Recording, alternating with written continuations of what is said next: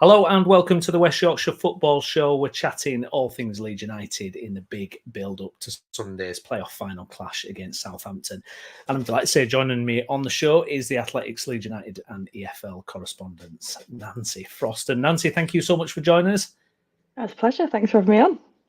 Now, if you are watching us on YouTube, please do like the video and subscribe to the channel. And if you're watching along on X, please do give us a retweet. And if you're listening on Spotify later on, please do leave us a rating and review. Nancy, so much to get into. It's the big game. It is the playoff final, Leeds versus Southampton. I think it's the most expensive game in world football, or so much on the line. Obviously, £100 million worth of TV money and all that comes with it. Two relegated teams from the Premier League last year, and they meet in the playoff final at Wembley. We can't kind of get into a preview of that game without kind of looking at how Leeds made it to the playoff final. An unbelievable second leg against Norwich, and really a performance that we'd not seen for quite a while from the Whites.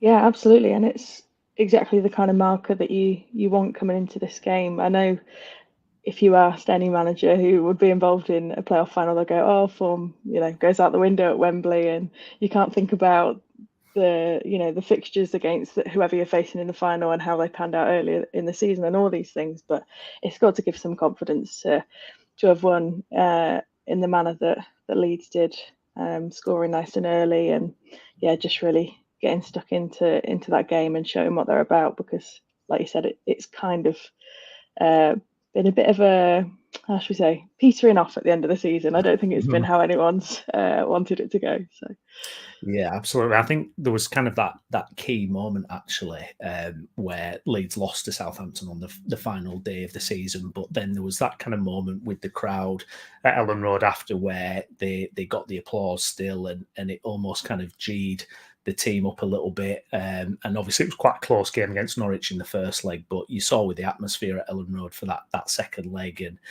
it was just that the pressing was there. Everything just seemed to be on song, which had not been there for quite a while. I mean, in terms of that drop off, I mean, in kind of your mind, what do you think actually happened there? Was it kind of the international break? What happened with the Welsh lads, or just kind of build up of pressure, really?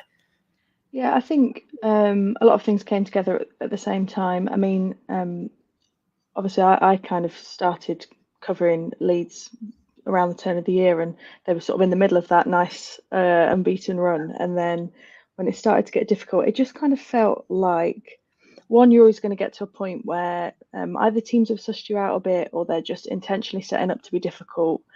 Like Sunderland really sticks out in my mind. Like they just parked a lot of players behind the ball, and they were difficult to break down. And then when you are missing a few key players, or just the fluidity wasn't quite there, and it looked a bit one-dimensional at times, kind of a bit of over-reliance on Somerville, or Ruta was pulling the trigger too often from the top of the box, or all those things. It can just feel a bit flat, and that's not a surprise over a 46 game season. It's going to come at some point.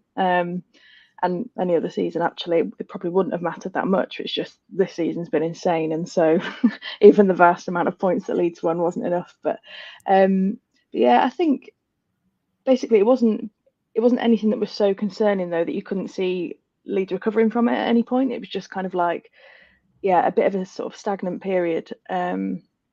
And obviously the way they bounced back against Norwich is a great sign. They were nice and tight, and okay, it was a bit cagey in the first leg, but actually there's so much strength that can be taken from the atmosphere at Elland Road and everything that the fans bring. Daniel Farke will have known that, and that's he's a smart enough guy to set the team up in exactly that way, to have those two legs play out in their favour. Yeah, absolutely. And obviously, you mentioned there you've been covering Leeds with Phil here from the Athletics since January. Have you had a kind of insight into the kind of madness of Leeds United a little bit? Because obviously Phil is a seasoned veteran. He's been covering for Leeds, I think, for like 20 years now, from the Yorkshire Evening Post and everything. Have you kind of seen a little bit of that kind of craziness that goes with Leeds United? Yeah, no, it is something else. Honestly, it's been a real experience. Like, I think my Twitter followers like doubled, or more than doubled. I had quite a small following anyway to begin with, but and it's been great. Like, I guess all the like I've learned all the little mannerisms, and they're like, you know, you're not Phil, and I've got to tweet the goals in a certain way, and everything. And it's nice in a way because it does feel like a real community, and like it's very clear kind of what's needed to kind of, I don't know, function in this little world of Leeds fans, particularly on Twitter. I don't really do a lot of other social media in a work capacity. So yeah, it's been really cool, and there's nothing quite like it. It's a very different vibe to this fan base compared to like when I report on other clubs, or I used to be club writer covering Sheffield Wednesday, and like it's not a million miles away geographically, but like I don't know, just the kind of the tone and the vibe in the fan base between different clubs, it's really interesting to see that difference. So yeah, absolutely. So obviously it's the big game on Sunday. Kind of a nice little subplot to this is obviously the relationship between Daniel Farke and Russell Martin. I know there's a clip kind of doing the rounds again of Russell Martin talking about his departure from Norwich, and perhaps not ended on the best of terms with Farke there. Do you think there's anything to it? Do you think it'll give it a little bit of an edge? Obviously, Russell Martin does have the upper hand, 2 wins over Farke this season, but how much do you read into that? I think it does give it a bit of bite. I mean, both of them are sort of very in tune with their like media approach. I think both Farke and Martin, so they will downplay it, and they probably will get asked about this again this weekend. But I can't see how it doesn't sort of give you something a bit extra. Obviously, more for Martin than Farke, but when I was reading back, he's said it in multiple interviews actually.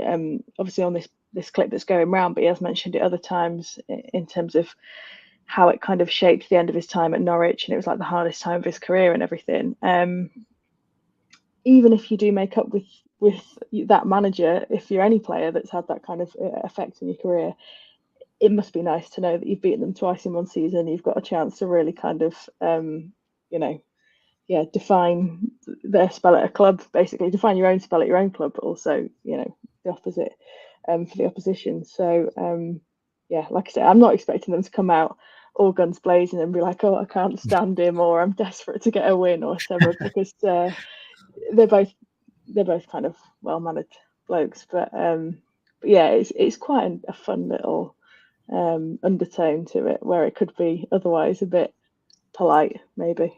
Yeah, exactly. I'm kind of half expecting, remember the Conte and Tuchel little shove, handshake, push and shove they had. Hopefully it doesn't kind of spill into that, although it would be quite funny to get a bit of touchline drama, I think. Those 2 wins that Southampton have had over Leeds this season, then, how do you think that factors in? Do you think that is going to be an issue for Leeds? Do you think that is it kind of helpful in a way that we know what to expect from Southampton a little bit more? Yeah, I think especially with the game earlier in the month on the final day of the season, I don't know, I sort of see that as a one-off. Obviously Southampton turned up, got a good result, but given what was kind of on the line, and I think the extraordinary sort of set of circumstances that Leeds would have needed, I felt like they were maybe a bit sort of downtrodden at that time, and so there were certain moments where they switched off, whatever, that they hopefully, wouldn't do so easily at Wembley. So Southampton are very rigid in terms of the way they play, as in Russell Martin hasn't really changed much, regardless of, the poor patch they had at the end of September before they went on the unbeaten run, which I think the Leeds game was the first match of that crazy unbeaten run. But they set up in, nearly the same formation. It's like an attacking 4-3-3 or like a 4-3-2-1, depending on how they set up. And then they're possession based and they play out from the back. And so that's not going to change because they're playing at Wembley. The pitch might suit them because it's quite a big pitch, but Leeds are perfectly capable of playing that way if they need to, or causing problems by pressing high. And I think one of the goals in the 2 games against Southampton this season was kind of from a fairly high turnover. I think it was the Peru one. So there are ways to catch Southampton out doing that, and teams have done by playing high and kind of hitting them in that way. But then it kind of leaves you open to being cut through quite quickly with some nice passes, which they're more than capable of. So I don't I don't think it's the be all and end all that Leeds have lost both of those games, and I don't think it kind of will shape everything that Daniel Farke does on Sunday. Not least because, you know, if you look at the other two playoff finals, obviously vastly different levels in League One and League Two, but Oxford hadn't beaten Bolton this season. Crawley hadn't beaten Crewe this season, and in the post-match press conference with Des Buckingham, the Oxford manager, he was like, didn't even watch the Bolton games back. One of them they'd lost 5-0. He wasn't interested in watching it back because, you know, he kind of focused on themselves. So yeah, it'd be interesting to see. I think it's more likely for some like tactical variation on Daniel Farke's side of things compared to what Russell Martin will get his side doing. So that flexibility is probably actually quite a strength. Yeah, because it's going to be interesting with the lineup, isn't it, Nancy? Because obviously before the Norwich game, there was the issue of Bamford being out and this kind of question mark hovering over Peru, whether he could lead the line. And obviously when that team sheet came out, I've got to hold my hands up against Norwich, and he was back in at the top, and he thought, oh no, you know, it's kind of going to be, we kind of know what this performance looked like, but it was completely different. It was obviously, you know, Peru's best performance for Leeds, and everything worked out. Do you think Farke is just going to say, right, look, we just need to do that again, especially considering everything you said about high pressing and how that might trouble Saints?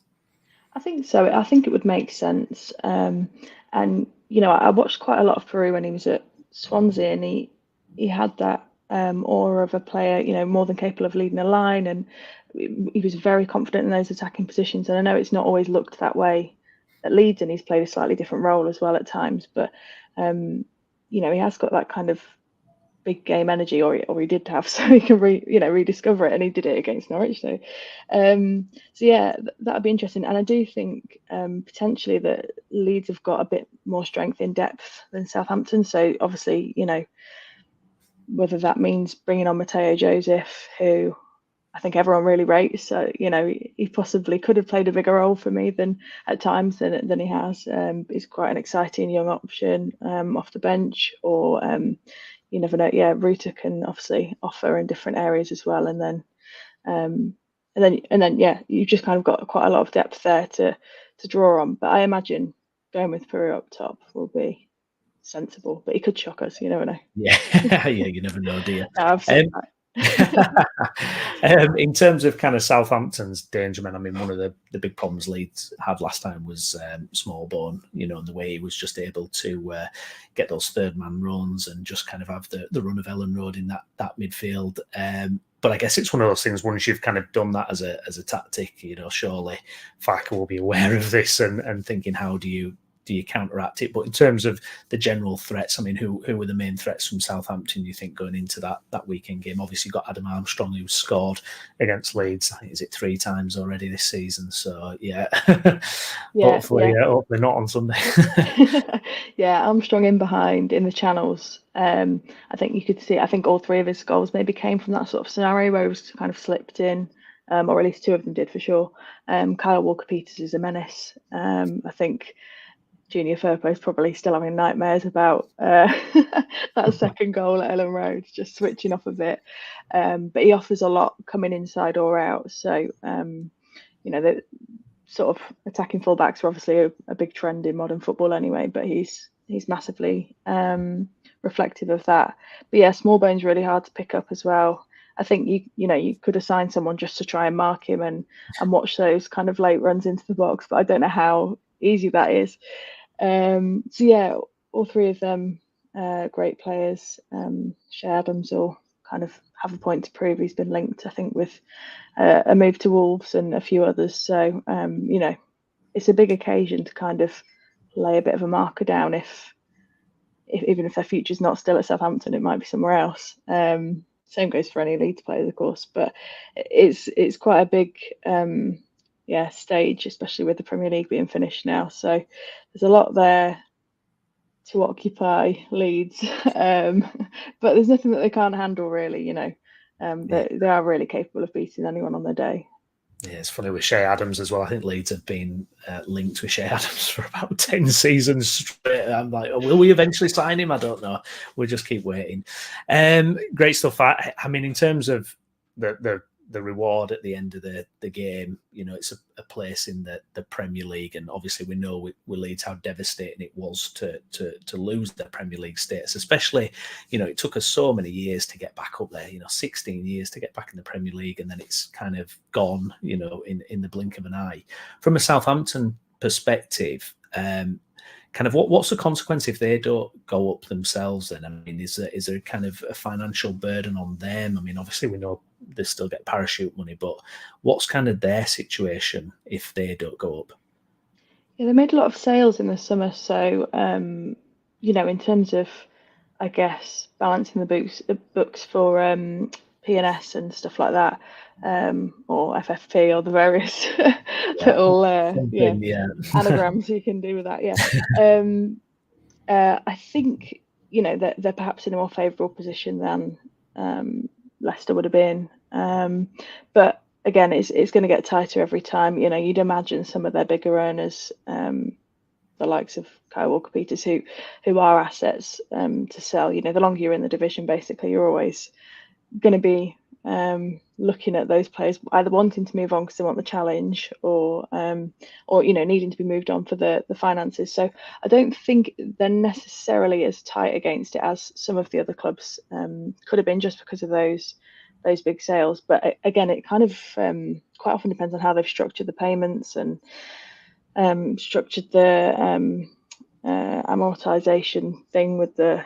You basically have to become an accountant to be a fan these days in football. But yeah, it's interesting because obviously they were fighting against it for so long in the Premier League that the vibe, I suppose, is possibly different to Leeds, in that, you know, if you've had 11 years in the Prem, yes, you get used to a certain thing, but, you know, is a division is coming down for a season in a lower division and winning most of your games and probably having a bit of a better time of it.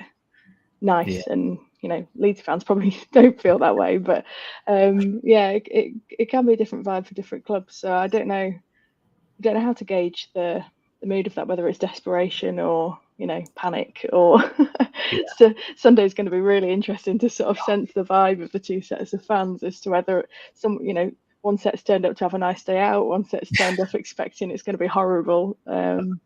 It's always fun to see the different moods. Yeah, my anxiety levels have just shot up hearing that. I'm not going to lie, when it's actually upon us, the game.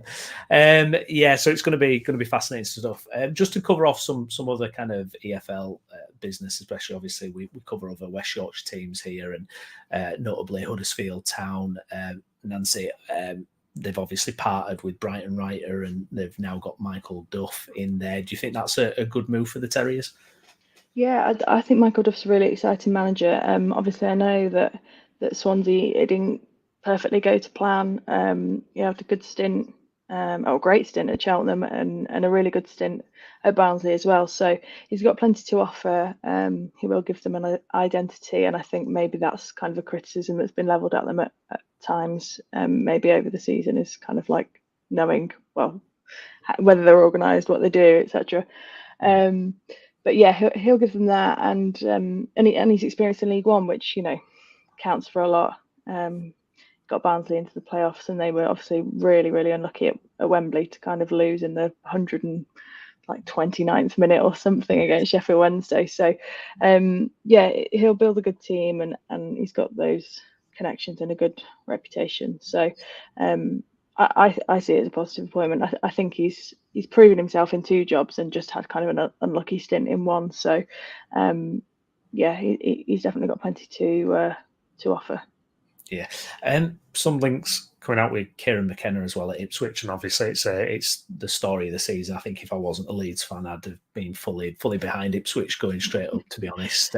I'm glad to see they've gone up, but it's kind of devastating to hear that McKenna might actually be moving away and potentially linked with Chelsea, Brighton. I mean, it's a little bit sad, isn't it, really, if he does decide to depart Ipswich, because you do wonder kind of what state they're going to be left in, because obviously that squad was, you know, a League One team, you know, not that long ago, 12 months ago, and you do worry for them how they'll cope if they do lose McKenna. Yeah, he's such a figurehead. I was sent to Portman Road on the final day instead of Ellen Road, and you only had to look around, and there's people wearing Hawaiian shirts with his face on, and they were for sale in the club shop. And people that I spoke to basically were putting him in the same conversation as Bobby Robson or Alf Ramsey or George Burley, who all obviously won a lot with Ipswich. Not necessarily like on the same level as Sir Alf Ramsey and Yeah, Sir Bobby Robson, but like in that bracket of top 4 or 5 managers at the club ever, just because of what he's achieved. So it'd be a massive loss. I do actually think Ipswich have a lot to offer. If he chose to stay there, I wouldn't be surprised. They're very organised off the pitch. They probably do have a succession plan if he does go, because he's been of interest to clubs for the past sort of 6 to 9 months. So it's not new for them to be in this position where he's of interest to them. I know that Crystal Palace kind of showed a bit of interest before they appointed Oliver Glasner. So yeah, it'd be a big blow to them, especially going into the Prem. But it's interesting to see how he views kind of his future and what he ends up deciding to do, because if you look at Chelsea, like apart from maybe getting a payoff in a year's time, it doesn't really look appealing to me. Like I don't know if Chelsea fans would agree with that. They might do actually, but you do kind of look at it and think, okay, well, what does it offer? So a club like Brighton would scare me way more if I was an Ipswich fan as like a place that he could leave for, because they are organised, they're kind of reasonable, potential stepping stone, and all those things. So yeah, a lot of people will have been pleased for Ipswich. Not anyone who had any skin in the game in the promotion race alongside them, but it is a remarkable story. So it's yeah, he's the one to watch, I think. I was definitely hoping Crystal Palace were going to pinch him after Roy Hodgson left, actually, and do us a favour there. We've got, also why that, Vincent Kompany now, he's obviously, I think it's nearly agreed, isn't it, with Bayern Munich, and it's kind of remarkable, isn't it, really? I think it's obviously his reputation's taken maybe a little bit of a hit from relegation, but obviously had a remarkable first season with Burnley, and I think style of play, he seems like a very kind of forward-thinking coach, but it's remarkable, isn't it? Some of the managerial moves you get from time to time. Yeah, it shows obviously then, that you can, I suppose, stick with your project club and it not go right in the Premier League, and you can have enough credit in the bank to still seal a big club after that point. So, if I was Kieran McKenna looking at that, I'd think, well, maybe I can have a crack with Ipswich, having kind of set those foundations there, and no one's really probably going to expect them to stay up. I imagine there'll be in a lot of predictions to go straight back down. So if they get 3 to 6 months in and another club comes in for him, or they did get relegated, I can't see that he's going to struggle to get a job anytime soon, because it's just so remarkable what he's done. Yeah, indeed.